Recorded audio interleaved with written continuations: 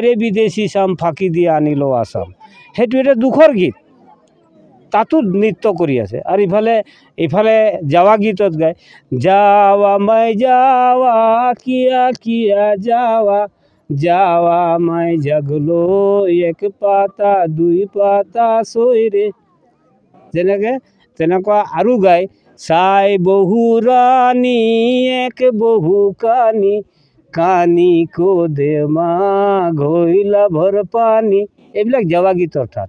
যেনে আৰু আছে, আঙ্গা নাহি বেঠল ঘোৰা কে নাগৰিয়া, দিহাৰে দাদা, দিহা দাদা সাড়িয়া সন্দেশ।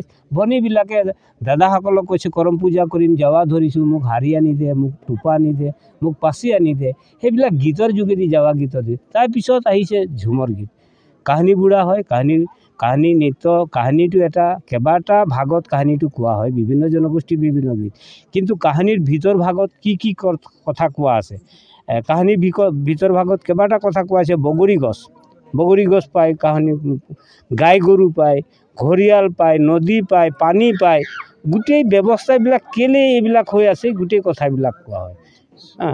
তো যাৱাত আৰু এই কৰম পূজাটো আমাৰ জনগোষ্ঠীৰ বাবে এটা ধৰ্মীয় পৰৱ, এটা ধৰ্মীয় উৎসৱ। বিভিন্ন ব্ৰত পালন কৰি আমাৰ কৰ্মতীসকলে পূজা ভাগ আয়োজন কৰে।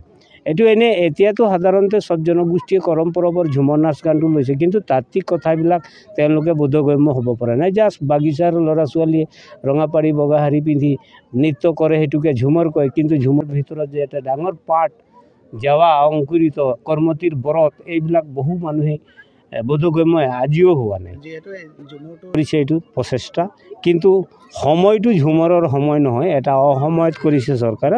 এইটো চৰকাৰৰ সিদ্ধান্ত। নৃত্য গীতটো কৰিছে তেওঁলোকে, কৰমৰ লগত সম্পৰ্ক নাৰাখি আমাৰ জনগোষ্ঠীৰ এটা নৃত্য গীত কৰিছে, এইটো ঝুমৰেই বুলি নামাকৰণ কৰিছে। কিন্তু ঝুমৰৰ বহু ভাগ তাত অন্তৰ্ভুক্ত হোৱা নাই, কিছুমান বেলেগ ভাগো আহি অন্তৰ্ভুক্ত হৈ গৈছে।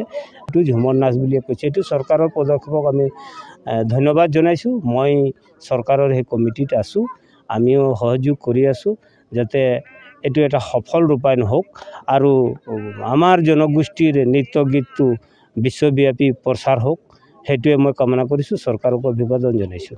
ধন্যবাদ। আমাৰ টিপকচা বাগিচা চুকাফা ঝুমৰ নৃত্য দল, আমাৰ এই 16 চনৰ পৰাই আমি এই ঝুমৰ দল বিভিন্ন ঠাইতে নাচি আহি আছোঁ। আৰু আমি ভাবিলোঁ যে অকল আমি এনেকুৱা নাচ বাজনা কৰি থাকিলে নহ'ব, আমি আমাৰ এই সংস্কৃতিটো আৰু আগবঢ়াই লৈ যাব লাগে।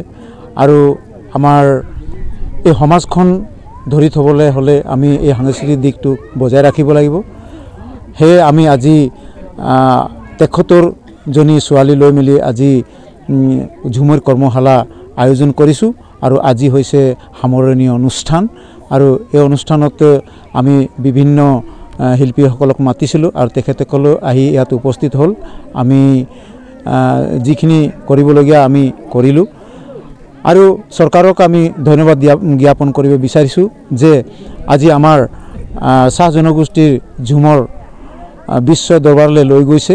আৰু এইটো আমি ধন্যবাদ দিছোঁ চৰকাৰক আৰু ইয়াক যাতে আৰু আমাৰ এই বিভিন্ন সমস্যা আছে এই ঝুমৰ দলসকলৰ যেনে ঢোল তাল ধুমচা মাদল তেনেধৰণে অসুবিধা হৈছে আমাৰ ঝুমৰ নাচ কৰিবৰ কাৰণে গতিকে প্ৰত্যেক চাহ বাগিচাত যদি ঝুমৰ দলবিলাকক এনেকুৱা বাদ্যযন্ত্ৰ দি সহায় কৰে তেতিয়াহ'লে আমাৰ এই চাহ জনগোষ্ঠীৰ ঝুমৰ দলটো আৰু আগবাঢ়ি যাব ইয়াকে কৈ চমু বক্তব্য সামৰণি ধন্যবাদ।